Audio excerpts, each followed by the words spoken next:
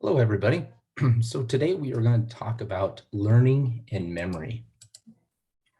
So just for an introduction, so learning can be defined as the process of acquiring new information, whereas memory is the ability to store and retrieve that information. And those that suffer from amnesia have a severe memory impairment. So either they cannot consolidate new memories or they cannot remember memories from the past. The definition that we give this is retrograde amnesia, which is the loss of memories formed before the onset of amnesia, or anterior grade amnesia, so the inability to form new memories after the onset of a disorder. So anterior grade is moving forward, unable to form new memories. Retrograde is retro, behind, loss of memories from the past. So how do we know about these different types of memory, and how do we know specific areas of the brain that are involved in memory? Well, unfortunately, the discovery has come through patients who have been either injured or have disorders that we've been able to look at. And one of those people is patient HM. Okay, he had severe seizures and therefore opted for an experimental surgery in 1953, so it was quite some time ago, to remove part of his brain. Okay, so what they did was they removed the amygdala, most of the hippocampus, and the surrounding cortex from both temporal lobes, and you'll see that in the graphic at the bottom. So after his surgery, his seizures were dramatically reduced, but he could not remember events that took place after his surgery or retain any new material. However, he could recall events from the past. So he had a severe anterior grade amnesia, right?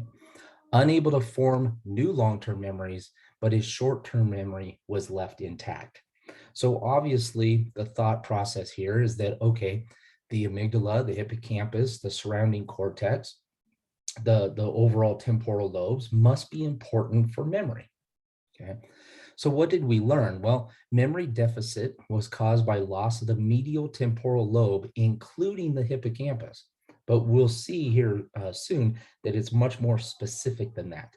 If you do remove the entire medial temporal lobe, yeah, you're going to have severe memory deficits. But then we'll look at individual parts as well.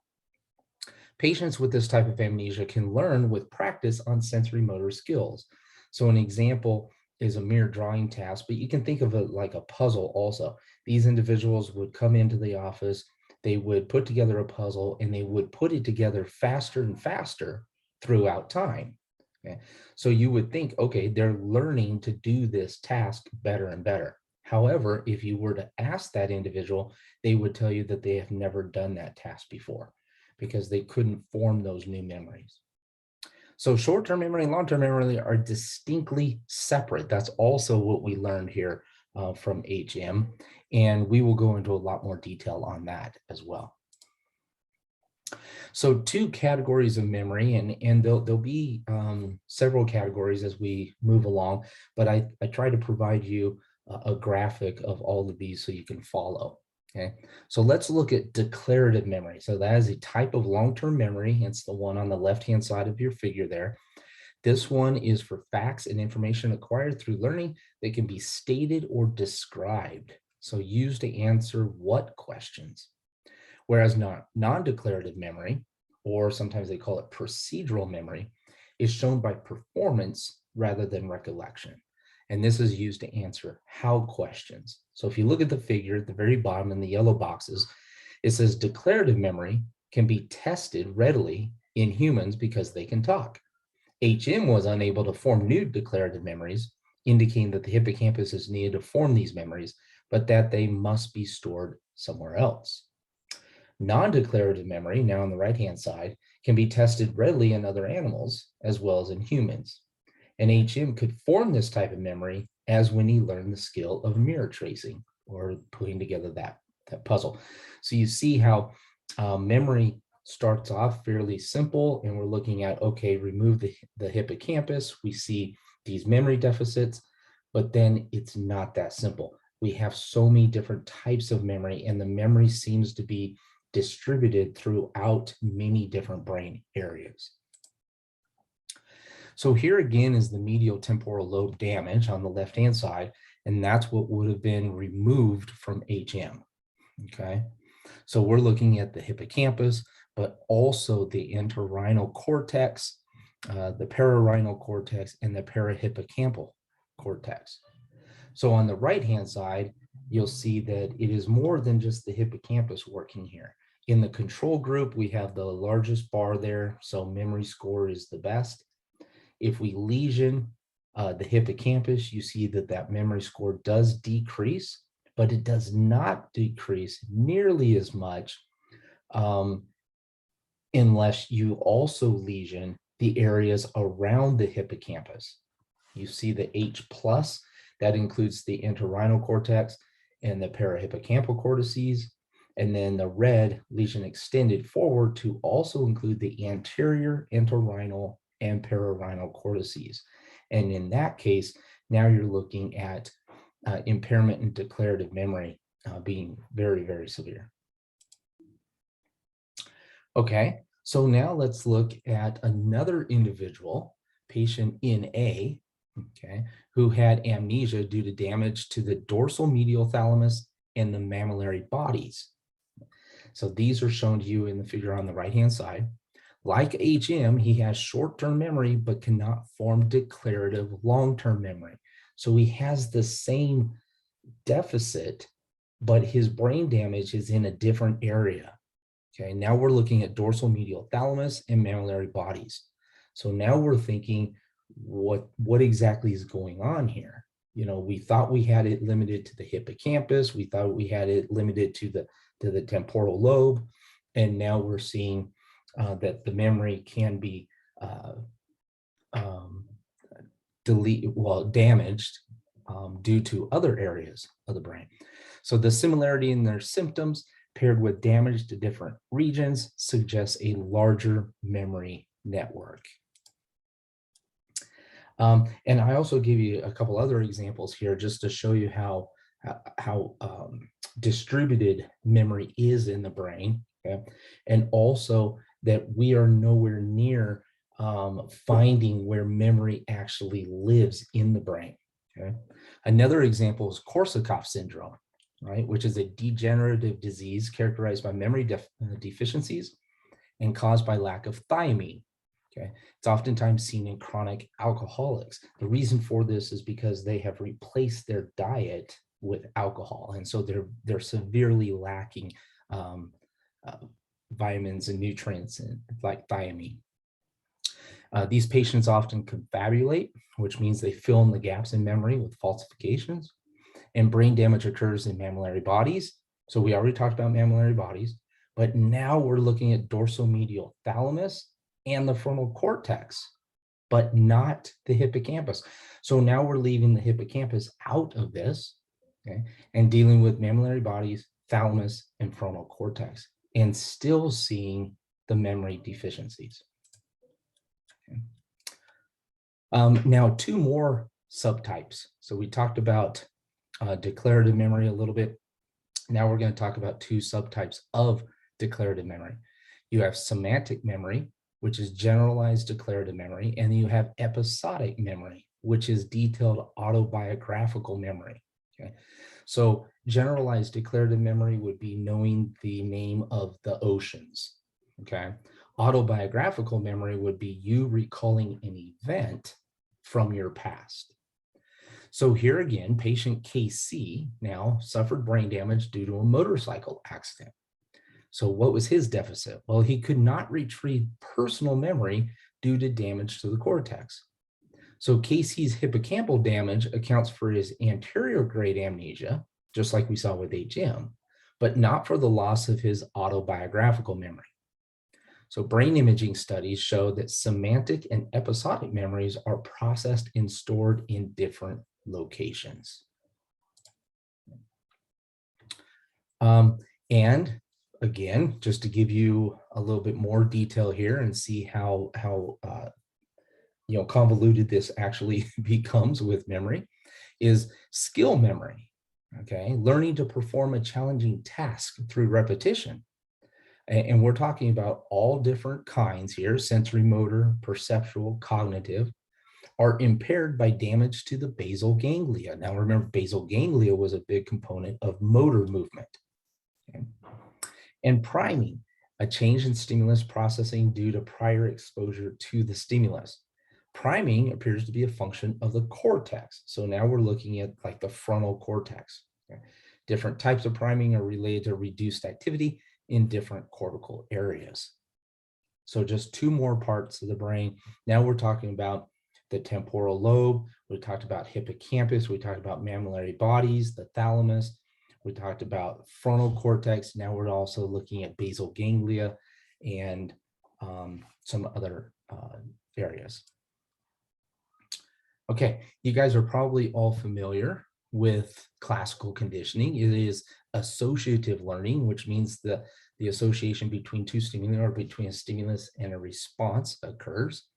Oftentimes, classical conditioning is also referred to as Pavlovian conditioning.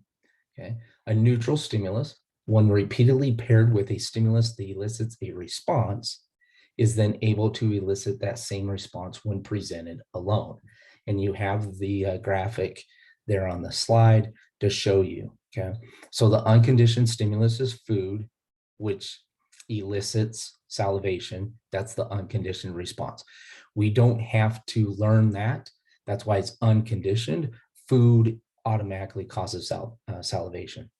However, what if we paired a bell? So we rang a bell and we looked at the response. Well, there's no response. There's no salivation. However, if we pair the bell and food in time and space, okay, and we do that over enough times, then the bell itself becomes a conditioned stimulus, which then will elicit salivation or the conditioned response. We call both of these conditioned because they have been learned at this point. Okay? And salivating, when you see a favorite food, requires intact circuits in the cerebellum. So again, cerebellum, big motor area in the brain. But wanted to bring up that brain area also for memory. Okay, in instrumental conditioning, what you're doing here is you're looking at a rat in a Skinner box, okay? And operant conditioning or instrumental conditioning is all about consequences, okay? So if this rat clicks on the little bar, it gets a food pellet, okay? And you can do all sorts of different paradigms with learning paradigms with this. You can turn the light on, and then only when the light is on, they press the lever, they get a pellet.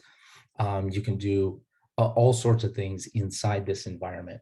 But instrumental conditioning is really dependent on the behavior, consequences of the behavior or the reward. One way that you can look at this is like a vending machine. You go up to a vending machine, you put in the money. What do? You push a button, right? You operate on the environment. You push the button and you get something. If you get something that you liked, that's a reward. So you're going to go back to a vending machine and you're going to do that again. Okay.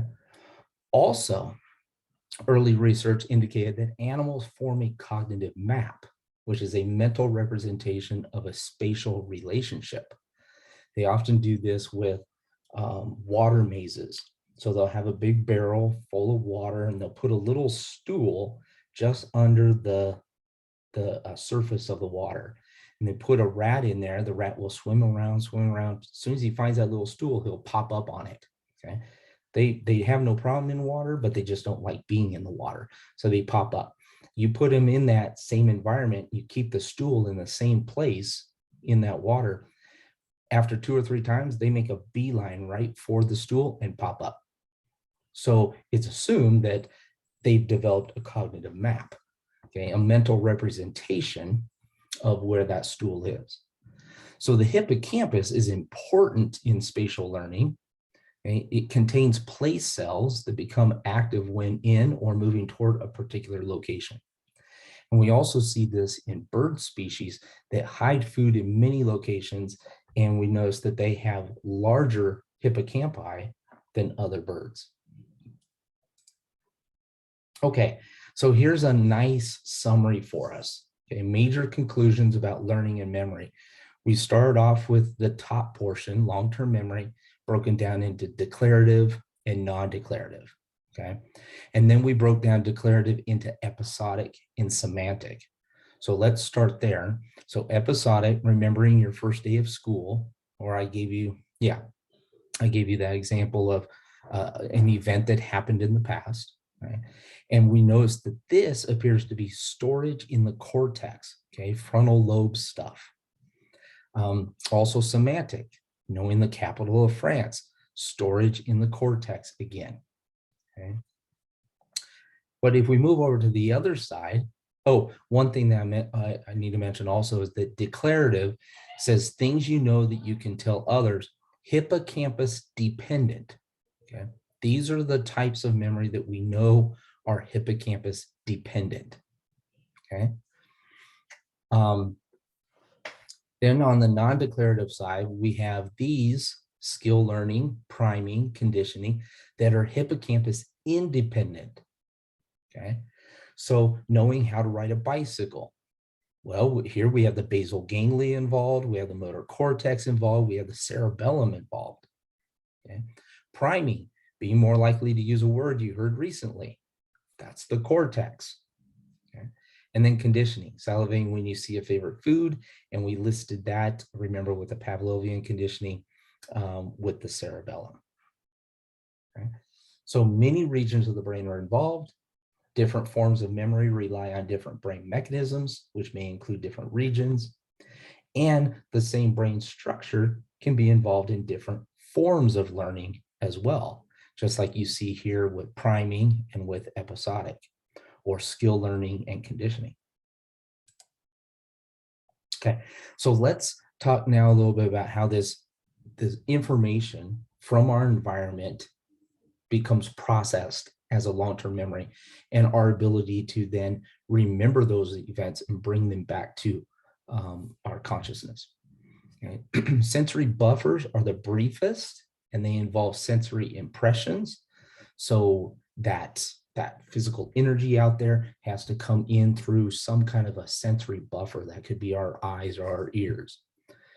Okay. And then it's processed into short-term memory, usually lasts for about 30 seconds or throughout rehearsal. Okay. And short-term memory is also known as working memory, because in order for you to keep something in short-term memory, you have to work with it. Okay. You have to rehearse it, if that's a technique that you use. Okay. And then you can put that into long-term memory if it's appropriate. And long-term memories can last days, weeks, months, or years.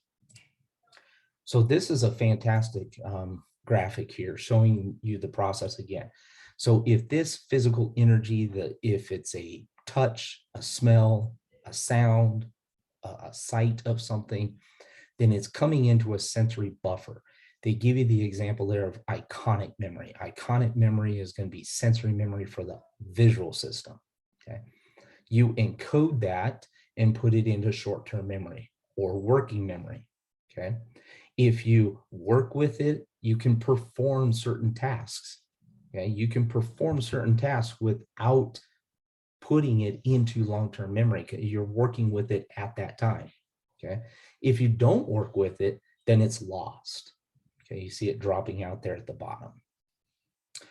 You can also consolidate it and place it into long-term memory with the hopes that one day you will be able to retrieve it. Okay. So encoding is the sensory information is encoded into short-term memory. Consolidation, information may be consolidated into long-term storage. And then retrieval, stored information is retrieved. Okay. Now, evidence that mechanisms for short-term and long-term memory storage differ. Okay. Short-term memories can be encoded and retrieved without an intact hippocampus. So that's important. However, an intact hippocampus is required for consolidation of declarative short-term into long-term memory. So if you want to think about the hippocampi or the hippocampus, the hippocampi role in memory, Think about it specifically in the consolidation of short-term memory into long-term memory, because that is really a vital role of the hippocampus. Short-term memories are more vulnerable to trauma, more likely to be lost than long-term memories. Okay?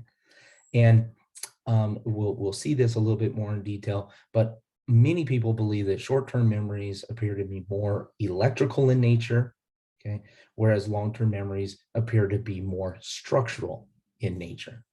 And we'll talk more about that in a minute. Okay, so let's look at these two effects. The primacy effect means that there's better recollection of items at the beginning of a list. So if you were to, in this case, 10 items, somebody read you 10 items and you try to recall those 10 items within 30 seconds or a minute, okay? The primacy effect would show which items you may have put into long-term memory. And so those are recalled at a higher rate there. The recency effect is better recollection of items at the end of the list, because you just ended with items 8, 9, and 10. They're going to be easier for you to recall. Okay. Now, that's important for long-term and short-term memory, but this is also important to apply to the way that you might study material. A lot of things in college, you have to remember 5 of this, 10 of that, right? And you tend to put them in an order, and then maybe you read them 2 or 3 times, you put your hand over them, you try to memorize them. What this is telling you right here is that it's best if you can mix those items up, okay? Because the items that are in the middle, the items that do not take place in primacy or recency effect, are not recalled very well. Look at items 3, 4, 5, and 6, okay? We have a hard time recalling those, especially I guess 4, 5, and 6 for the control group, okay? Because they're in the middle and they don't have the advantage of primacy or the recency effect. So just a little helpful tip there for memorizing things. Okay. So long-term memory has a vast capacity, but is subject to forgetting. We believe that interference is the biggest issue here. The memory trace, the record laid down by an experience, does not deteriorate over time, but is interfered with by other events. And like I said, that interference. And remember, guys, we have not found a memory trace. We know that there are chemical and structural changes that occur in the brain that are responsible for memory, but we can't just go into the brain and identify this is the memory of your childhood, okay? It's not that simple. The process of retrieving information from long-term memory can cause memories to become unstable and susceptible to disruption or alteration. And what we call this is reconsolidation, right? The return of a memory trace to stable long-term storage after recall. Synaptic changes may be presynaptic, postsynaptic, or both, and can be measured physiologically. Okay? So anytime you recall an event from the past, it's coming out of long-term memory and is being reconsolidated. From research, we know that these memories are not perfect. We oftentimes add or delete things from these memories that we've recalled and brought back into consolidation. So, but what are some of the measures that we've identified here? Well, increased neurotransmitters, specifically AMPA and NMDA, inactivation of the transmitter, increased effect due to changes in receptors, and influenced by other neurons, okay? And long-term memories may bring about structural changes like new synapses, old neurons die back, and training can lead to synaptic reorganization. And so this is what we're going to dig a little bit deeper into. Okay, so lab animals living in a complex, enriched environment demonstrate biochemical and anatomical brain changes. Like I mentioned to you, we know that memory causes brain changes, and we just don't know where to find specific memories. So if we take 3 housing conditions, the standard condition, impoverished condition, and enriched condition. We identified that animals housed in the enriched condition actually develop heavier, thicker cortex, okay, enhanced cholinergic activity, remember that's acetylcholine, more dendritic branches and spines on cortical neurons, and that's what I'm showing you here in the graphic on the left-hand side. So on the left, you could see these dendritic branches and spines just really, really branching out all over the place compared to what you see on the right-hand side. Larger cortical synapses, more neurons in the hippocampus, so that's going to make it more likely for you to produce that consolidation, right, from short-term to long-term, and enhance recovery from brain damage. Okay. Also, we've seen this neuronal remodeling through non-associative learning, okay, which involves only one stimulus. So on the left-hand side there, what you're doing is you're looking at short-term habituation. Okay. And habituation is a decrease in response to a repeated stimulus. We've studied this a lot in aplesias, which are sea slugs, okay, where a squirt of water is placed on the siphon of the sea slug, and it causes the gill to retract. Okay. After repeated squirts, the animal retracts the gills less. And so this is short-term habituation caused by synaptic changes. So in that figure, you'll see synaptic changes between the sensory cell and the siphon and the motoneuron that retracts the gill. Less transmitter released in the synapse means less retraction. Okay, so for short-term habituation, it's the decrease of transmitter. However, in long-term habituation, after repeated squirts over days, the animal retracts the gills even less. So you're looking at the response there almost being nothing. Long-term habituation occurs resulting in fewer synapses.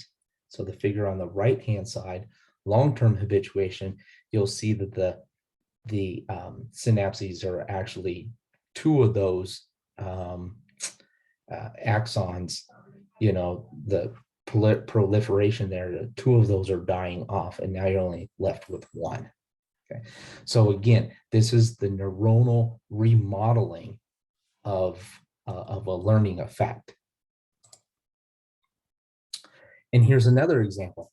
So researchers use the eye blink reflex to study neural circuits in mammals. So when a puff of air aimed at the cornea is repeatedly preceded by an acoustic tone, conditioned animals will blink when the tone is presented alone. Okay? So this is kind of like what you're talking about with classical conditioning, right? Here, the hippocampus is not required. A circuit in the cerebellum is actually necessary. Information converges on the cerebellum, and then after conditioning, the tone has an enhanced effect on the cerebellar neurons. Again, neuronal remodeling occurring now in the cerebellum. Okay, more detail for neuronal remodeling here. Donald Hebb proposed that when two neurons are repeatedly activated together, their synaptic connection will become stronger. So look at the figure on the right-hand side. He called these Hebbian synapses, and they could act together to store memory traces. The idea being here is that maybe this is the actual memory trace. Two or more neurons are repeatedly activated together, okay? So a brief high-frequency burst of electrical stimuli, and that's listed there just to the left of the 30 there, tetanus, okay? What does it do? Well, it causes presynaptic neurons to produce a high rate of action potentials. You see the action potentials were, let's say, at 0.1. Now they're all jumped up to 0.2, okay? Cause postsynaptic neurons to respond by producing larger EPSPs. Remember, those are excitatory postsynaptic potentials, causing depolarization, causing more likelihood of an action potential. And they cause long-term potentiation, right? A stable and enduring increase in the effectiveness of synapses. So this is a theory, but this is what we're looking at. Remember, again, I mentioned that short-term memory appears to be more electrical, and long-term memory appears to be more structural. So a brief high-frequency burst, something that you really want to focus on, you can cause the neuronal firing to increase. Maybe that is short-term memory. Maybe that is working memory. And as long as you're staying on those thoughts, using those same neurons, you stay at a heightened level. Okay. After that heightened level is increased for a period of time, then structural changes occur.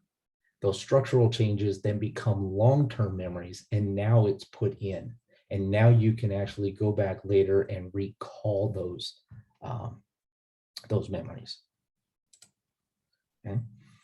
So now looking at the neurotransmitter level, long-term potentiation occurs at pathways in the hippocampal formation. So we're back to the hippocampus talking about long-term potentiation. That is the conversion of short-term memory into long-term memory. Also, we talk about the dentate gyrus in this conversation.